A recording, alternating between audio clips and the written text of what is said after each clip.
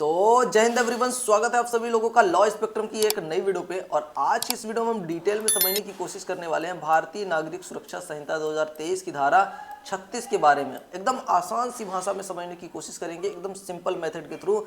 इस वीडियो को देखने के बाद आपको कोई दूसरा वीडियो देखने की जरूरत नहीं पड़ेगी। तो आज की इस वीडियो में हम समझने की कोशिश करेंगे गिरफ्तारी की प्रक्रिया और गिरफ्तार करने वाले अधिकारी के कर्तव्य, यानी कि जो भी व्यक्ति को कोई पुलिस ऑफिसर गिरफ्तार करेगा उसको कैसे गिरफ्तार करेगा और पुलिस अधिकारी के क्या क्या कर्तव्य होंगे, इस वीडियो के अंदर हम समझने वाले हैं। So let's begin.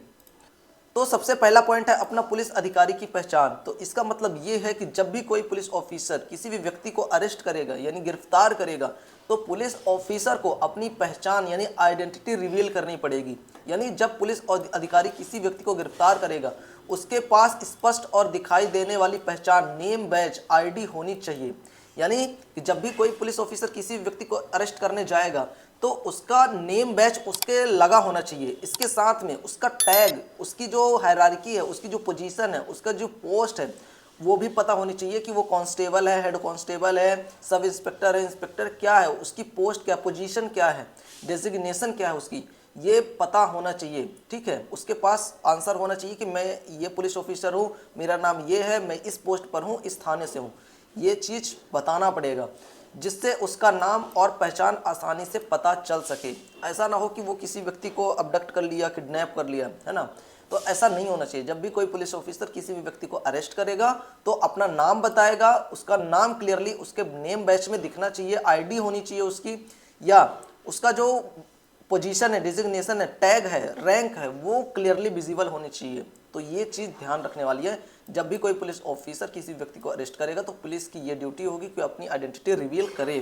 ठीक, इसका जो मोटो है, उद्देश्य, वो क्या है? पुलिस अधिकारी की जवाबदेही, अकाउंटेबिलिटी तय करना।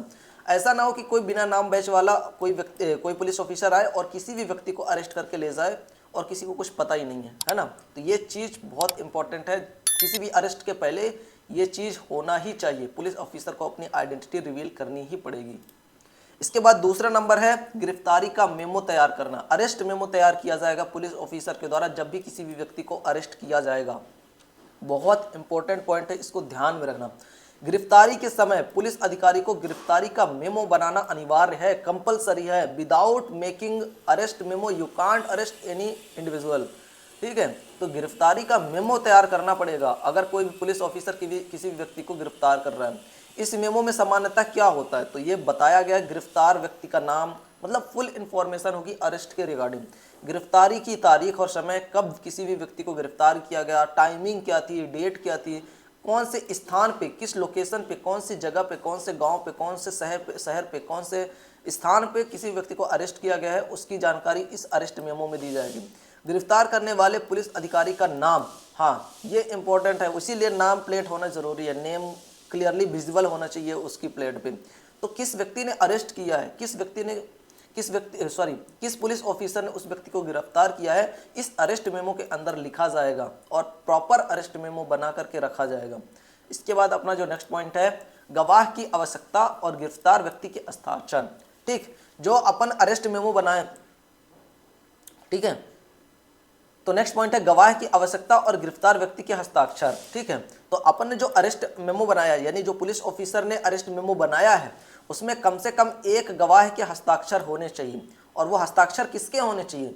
गिरफ्तार व्यक्ति के परिवार का कोई सदस्य हो, उसके हस्ताक्षर हो। अगर उस व्यक्ति के घर में कोई व्यक्ति नहीं, परिवार में कोई व्यक्ति नहीं है जिस व्यक्ति को अरेस्ट किया जा रहा है, किसी कारणवश उस व्यक्ति के परिवार में कोई मेंबर नहीं है, फैमिली मेंबर नहीं है, तो जहां उस गांव का, जिस जगह पे वो रह रहा है, उस इलाके का कोई सम्मानित व्यक्ति हो। ठीक, क्या हो? सम्मानित व्यक्ति, रिस्पेक्टेबल पर्सन ऑफ लोकेलिटी। पड़ोसी है, कुछ का इन्फ्लुएंस है, किसी गवर्नमेंट जॉब पे है, किसी अच्छी पोस्ट पे है, या फिर मेंबर है, वार्ड मेंबर है, पंच है, सरपंच है, कुछ भी हो, हाँ उसका नाम चलना चाहिए, अच्छा नाम होना चाहिए, रिस्पेक्टेड होना चाहिए, क्रिमिनल नहीं होना चाहिए। ठीक है, तो उस व्यक्ति के हस्ताक्षर करवा सकते हैं। तो या तो उसके फैमिली मेंबर हो तो वो अरेस्ट मेमो पे साइन कर देंगे, या कि उसके इलाके का कोई भी व्यक्ति रिस्पेक्टेड पर्सन है, रेप्यूटेड पर्सन है, वो होना चाहिए। ठीक है, तो उसके साइन इस अरेस्ट मेमो में किए जाएंगे। ठीक है, गिरफ्तार व्यक्ति के हस्ताक्षर, इसके साथ ही गिरफ्तारी मेमो पर गिरफ्तार व्यक्ति के भी हस्ताक्षर किए जाएंगे, ठीक है ना, काउंटर साइन कराया जाएगा। जब किसी व्यक्ति को अरेस्ट किया जाएगा, या तो उसके फैमिली मेंबर हो, या कि उसके इलाके का कोई रिप्यूटेड पर्सन हो, रिस्पेक्टेबल पर्सन हो, या इसके साथ में, ये तो दो में से एक होना चाहिए, इसके साथ ही एक और है कि जिस व्यक्ति को गिरफ्तार किया जाएगा उसको भी साइन कराए जाएंगे उस अरेस्ट मेमो में। आई थिंक इतना आपको समझ में आएगा होगा, बहुत आसानी भाषा में एकदम समझाया हूँ आपको। इसके बाद जो तीसरा पॉइंट है बहुत इंपॉर्टेंट है, इसको ध्यान में रखना है, और ये चीज ना जिसको अरेस्ट किया गया उसको तो पता ही होना चाहिए, बहुत इंपॉर्टेंट है। रिश्तेदार या मित्र को सूचना देने का अधिकार। यानी देखो, जब कहीं ऐसी जगह पे किसी व्यक्ति को अरेस्ट किया जाता है जहां पे ना तो उसके फैमिली मेंबर है, ना ही उस व्यक्ति को कोई जानता है, अननोन लोकेशन से जब किसी व्यक्ति को अरेस्ट किया जाता है, तो यदि गिरफ्तारी मेमो पर परिवार का सदस्य गवाह नहीं है तो पुलिस अधिकारी को, है ना, गिरफ्तार व्यक्ति को यह बताना अनिवार्य है कि वह अपने किसी मित्र या रिश्तेदार या किसी व्यक्ति को अपनी गिरफ्तारी की सूचना दे सकता है। अननोन लोकेशन से जहां उसको कोई नहीं जानता, यदि वहां से उस व्यक्ति को गिरफ्तार किया जाता है तो पुलिस ऑफिसर की यह ड्यूटी होगी कि वो अरेस्टेड पर्सन को बताए कि तुमको ये अधिकार है कि तुम अपने फैमिली मेंबर को, अपने फ्रेंड्स को, या किसी ऐसे व्यक्ति को इन्फॉर्म कर सकते हो जो आपका शुभचिंतक हो या जो आपकी बेल वगैरह करवा सकता हो, और आप उनको इन्फॉर्म कर सकते हो प्रॉपर, उनको टेलीफोन वगैरह के जिस भी माध्यम से हो सकेगा वो व्यक्ति अपने जानने वालों को, पहचानने वालों को वो इन्फॉर्म कर सकता है। और ये बताना होगा पुलिस ऑफिसर को, गिरफ्तार व्यक्ति को बताना पड़ेगा पुलिस ऑफिसर को कि तुम्हारा ये राइट है, तुम अपने लोगों को बता सकते हो कि मुझको पुलिस ने अरेस्ट कर लिया है, ठीक है। तो ये बहुत इंपॉर्टेंट पॉइंट है, ये राइट है एक प्रकार से अरेस्टेड पर्सन का, ठीक है, तो इसको ध्यान में रख लेना। इसके बाद अपन एक बहुत ही इंपॉर्टेंट लैंडमार्क जजमेंट देख लेते हैं, ऑनरेबल सुप्रीम कोर्ट ने जो दिया था गाइडलाइंस के थ्रू। तो इसको आपको ध्यान में रखना, D K Vasu versus state of Bengal, ये कस्टोडियल डेथ के रिगार्डिंग जजमेंट आया था, इसको आपको ध्यान में रखना चाहिए। ये हर इंसान को, देश के प्रत्येक नागरिक को ये चीज़ पता होना चाहिए। जो किसी भी व्यक्ति को कोई भी पुलिस ऑफिसर अरेस्ट कर रहा है उसको तो ये पता ही होना चाहिए कि आप मानव अधिकार का उल्लंघन कोई भी पुलिस ऑफिसर नहीं कर सकता है, ठीक है। तो इस चीज़ को ध्यान में ज़रूर रखना। D K Vasu versus state of Bengal 1997 में सुप्रीम कोर्ट ने गिरफ्तारी के समय कुछ अनिवार्य दिशा निर्देश दिए थे, जैसे गिरफ्तारी का मेमो तैयार करना, जो अपन ने मेमो ऑफ अरेस्ट आपने अभी हमने डिस्कस किया ना, वो पहले नहीं था, ये 1997 के पहले नहीं था। पुलिस ऐसे ही किसी को अरेस्ट कर लेती थी, कोई मेमो नहीं बनाया जाता था, कोई साइन वगैरह नहीं करवाए जाते थे, किसी भी फैमिली मेंबर को इन्फॉर्मेशन नहीं दी जाती थी, प्रॉपर वही ब्रिटिश रूल चल रहा था।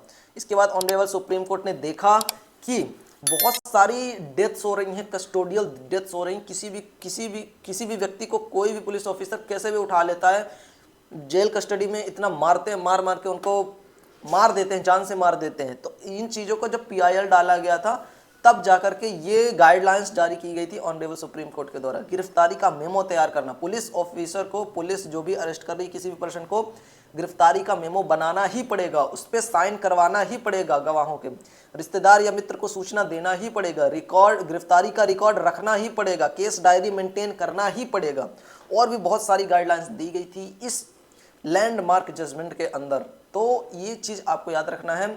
अगर आप इसको डिटेल में पढ़ना चाहते हैं तो आप बताना, नेक्स्ट वीडियो में मैं इसके ऊपर बना दूंगा, ठीक है।